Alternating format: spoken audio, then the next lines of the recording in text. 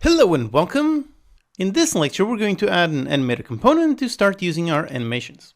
Okay, so here we already have all of our animations nicely imported. Now let's actually begin using them. And for that we're going to need an animator component. And the character that we imported already has one.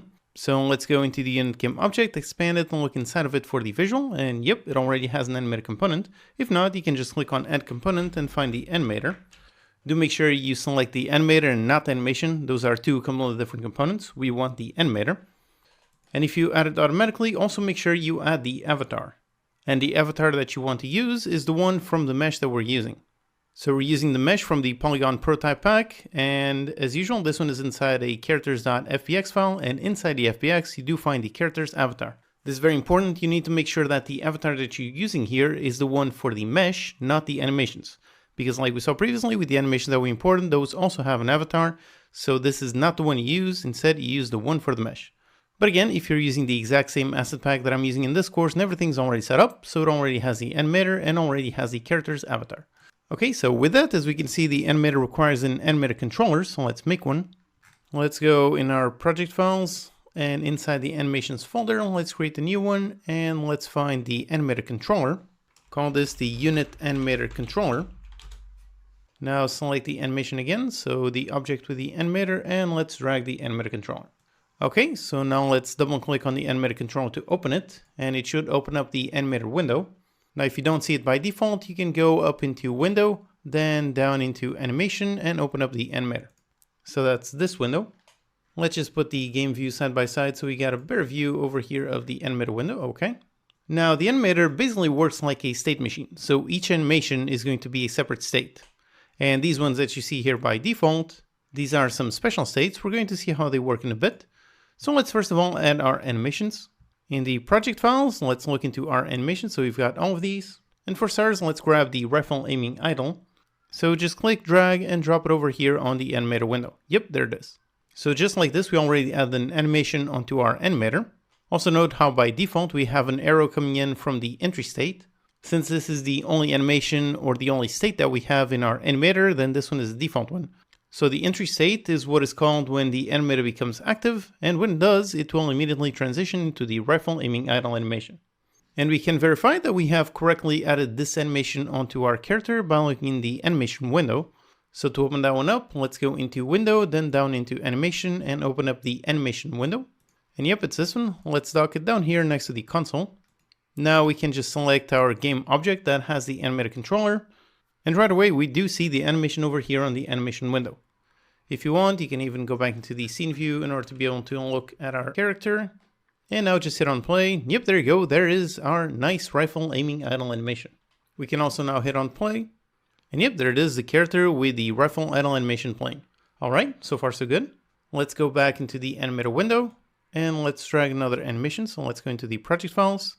And now let's pick up the rifle run animation, so just click and drag and drop it on the animator. So with this now the animator has two animations. However, note how the idle one is still the default.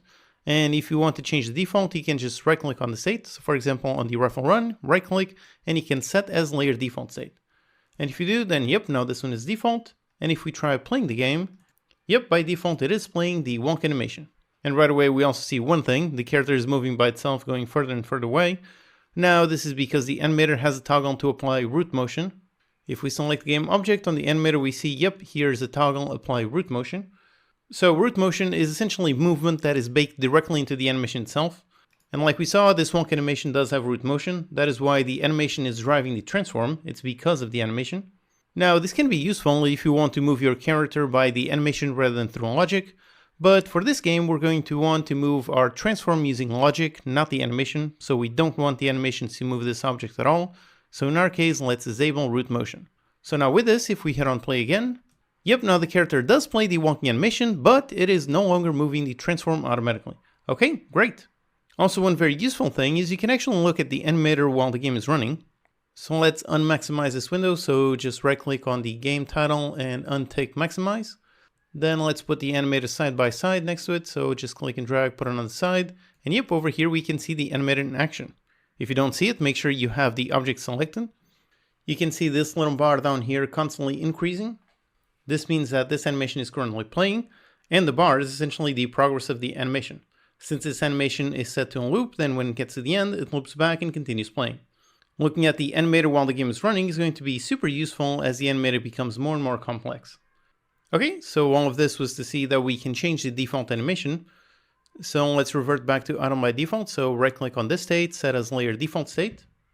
Now we're going to want to make a transition from the idle state onto the walking state. So for that, let's right click on the idle animation, then use the option make transition. Now there's an arrow under the mouse, so we can now click on the run state, and yep, we have made a transition between idle and run. Now if you click on the transition itself, over here on the inspector we can see various settings for this transition. Right away, the first one we see is has exit time. If this one is enabled, then this transition will trigger automatically when the animation completes. So in this case, when the idle animation completes, it will automatically transition into walk. And if we hit on play, we can see that. There it is on idle, and as soon as the idle animation finishes, yep, there you go, transitions into walking. And if we now make another transition, so let's make it starting from the rifle run, going back into idle. So the character starts off on idle, then after a bit transitions into walking, and then back into idle. And again, we can look at the animator while the game is running, so let's unmaximize this, put the animator side by side, make sure we select the object, and yep, over there we do see the transitions happening. So right now it's on idle, when it reaches the end, makes a transition into run, then when that one reaches the end, goes back into idle. Now if you select the transition, over here you've got a settings tab, you can click on the arrow to expand it. These are all kinds of settings related to this transition. So over here is your quick challenge. Just play around with all of these transition settings, change all of the fields to try to understand what each of them does. And here's a quick hint, you can test them while the game is running. So as you modify the parameters, you can look at the various progress bars and look at the actual unit animation to try to figure out what each setting is doing. So go ahead, play around those values for a bit, and then I'll explain exactly what each one does. Okay, welcome back. So here are all of the various settings that we can see. We currently have the transition selected from idle into run. We can even see it here, from idle to run. And if we untick exit time, then you can see that, nope, this transition no longer happens automatically. So right now the character's on idle, just constantly looping in idle and stays there forever. Whereas if we enable has exit time, then once it reaches the end, yep, it triggers the transition and goes into the next state. Also note how the transition doesn't happen exactly at the end, so it's when it's close to the end, yep, it reaches the transition, so not exactly when it's 100% finished. That difference is exactly over here, the exit time. This one is a normalized value, which means it's between 0 and 1. It defines at which point in the animation should transition start. So by default it's at 0.919, meaning that it will start handling transition when the current animation is 91.9% finished. If you put it at 0.5, then transition will set trigger when it's right down the middle, and so on. Also, you can look at this graph down here to see when transition will happen. Note how as I move this field upwards or backwards, yep, there you go, transition gets earlier or later. The next setting is the fixed duration. If this is ticked, then you can see the next setting as transition duration in seconds, and if you untick it, then it's instead a percentage. So if you put this at 0.25, then it means that transition will take 25% of the length of the original animation. Whereas if you tick this, then you've got in seconds. So in this case, it will take 0.25 seconds. Again, down here on the graph, we can see differences. We can see how long it actually takes. Then next up is the offset. So this is an offset on the destination state. So in this case, it refers to an offset on the run animation. If you put it at 0, then basically when the transition starts, it will start blending with the walking animation right from the beginning. Whereas if we put this at 0.5, then now when the transition happens, it is going to trigger the transition and smoothly blend right this one starting from the middle. Usually you really want to leave this at 0 so that when transition happens, yep, it starts the next state right in the beginning. Then after that, we just have some interruptions. This is for more complex use case where you want to interrupt the transition with some other transition. It's a bit confusing, but don't worry too much about it since we're not going to be using interruptions anywhere in this game. Okay, so these are the transition settings. All of them are pretty straightforward. However, there's one more thing that is absolutely essential to understand. If we untick the has exit time, then transition will no longer be triggered automatically. And you can even see a little warning down here. The transition needs at least one condition or exit time to be valid. Meaning that without exit time, we need to use some parameters. And for that, we're going to be using the conditions list down here. This is all based on parameters. It's what we're going to be using to trigger our animations through code, which is going to be the topic for the next lecture. Let's just do one more thing over here on this one. So the animations are already correctly set up. However, our character is still aiming just with empty hands. Let's actually add a rifle. In our project window, let's go into our assets, and inside let's expand the prefabs folder, and inside of the props folder there's a bunch of things including a really nice rifle. Let's drag it straight onto the scene. Okay, there's our rifle. We want to put the character holding this rifle, so that means we need to place it as a child of the hand bone. For that, let's expand the character in order to find over here the root. So this is all of the skeleton for this character. Let's just keep expanding it. So expand the hips, expand the spine 2, the spine 3. Now let's go into the right clavicle, to the right shoulder, right elbow, and here we've got the right hand. So let's just grab our weapon. So grab that one and make it a child of the right hand. Also note one important thing about how this pack was created. The actual skeleton root, we can see that it has a scale of 0.01, 0.01, and so on. And in order for the rifle to look correctly, we can see that the rifle needs to have a scale of 100, 100, 100. Since we first dragged it onto the scene and then dragged it onto a child, then it already works perfectly. But I just wanted to mention, just in case you drop the rifle directly onto the right hand bone, if you do that, then the scale has 111, and you can't even see it since it's so tiny. So if you have any issues like that, make sure you pay attention to the scale. Okay, so here we have the rifle. Now we just need to position it correctly. Let's see what values would look good here.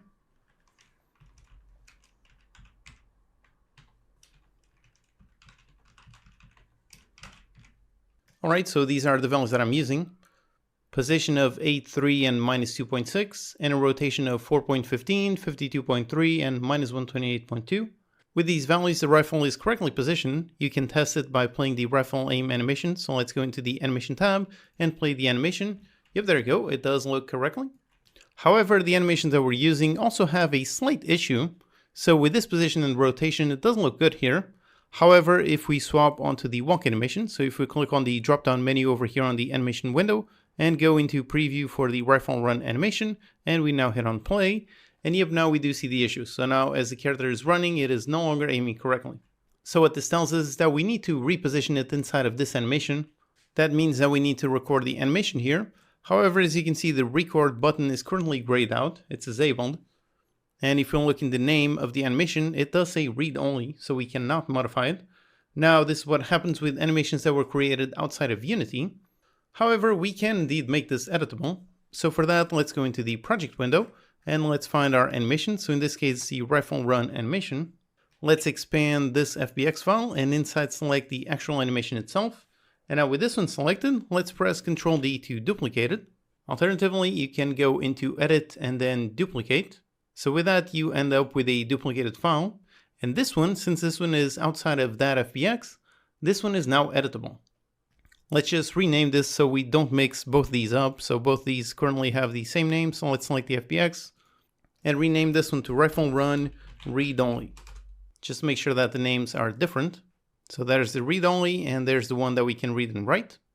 Now we just need to swap out the animation on the state. So let's select the animators, select the rifle run state. And over here on the motion, you can see which animation is assigned to this state. And by default, it is still the read only. So let's just click and drag the other one. Okay, we have assigned our new animation. So now once again, we can select our unit, go into the animation window. And now if we click on the drop-down menu, yep, here is the rifle run and it is no longer marked as read only. So now over here, we can indeed rotate the rifle a bit to make sure it looks correct in this animation. So let's go into the very first frame. So just click and drag over here on the timeline or simply go up here into frame 0. Now press on record to start recording. Select the rifle game object. So let's find it. Yep, over here, the prop rifle. And now I've already done this, so I know that the position does not need to change, just the rotation. So let's change these values.